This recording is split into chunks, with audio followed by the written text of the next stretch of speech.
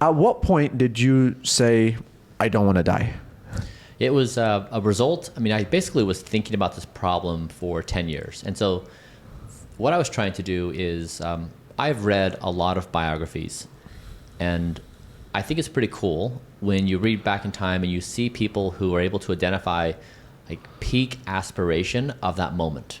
Okay. You know, like for example, humanity couldn't have discovered DNA in the 13th century. We didn't have the technology. Yeah. And so in every time and place, you can imagine like what is the most aspirational or ambitious thing that the human race can identify. And I was asking that question, like what is it? Like, now I have the $300+ million. What do I do? And if I can do one thing. And so I didn't care about money. I didn't care about making money. I didn't care about status. I didn't care about fame. I didn't want to buy a yacht. Like I wanted to do something that would be useful to the human race. And picking that was really hard. And so one thing I did is I put together a bunch of dinners with my friends and friends of friends. And I would give them a thought experiment. I'd say, imagine we're in the year 2050 and we are thriving as a species. Like it's better than anyone thought was possible. Yeah. What did we do in 2016 to make that possible? This is when I was having dinners. And then I just listened very carefully to what everyone said. And I then wrote it all down and I put a box around it. And I said, I can't do anything inside the box. I have to be outside the box in negative space. And so basically I had to find something entirely original, like something no one was talking about or really going after. And then I did a second thought experiment, which got to Don't Die, which is I imagined I was in the 25th century, looking back at the early 21st century, and I was listening to their conversation about what we Homo sapiens did in the early 21st century that allowed intelligence to thrive in the galaxy. And it seemed to me that they would say that's when Homo sapiens figured out that they had acquired the technological ability to extend their lives, that death was no longer inevitable.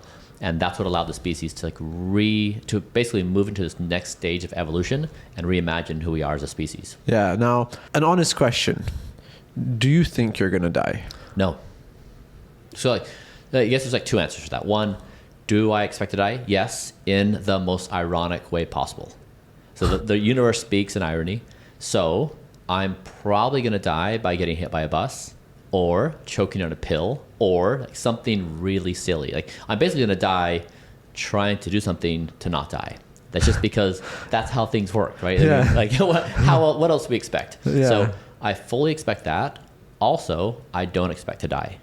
I legitimately believe that we are at that point in time. And this is cool because the fact that I could say this and say it with a straight face is kind of insane. You say it in any time and place, and it's like, that's ridiculous. There's no way. But the fact that it's even a question that you have to ask me, like maybe, like legit, that's the cool place we're in. It's like, you can't just say unequivocally, like, we're all going to die anymore. And that's what I think this makes this moment so special. I mean, there's never been someone to not die. So isn't it kind of given that we're going to die? Exactly. That's how it's always been. So it's like, this is the biggest technological advancement in the history of existence on the earth.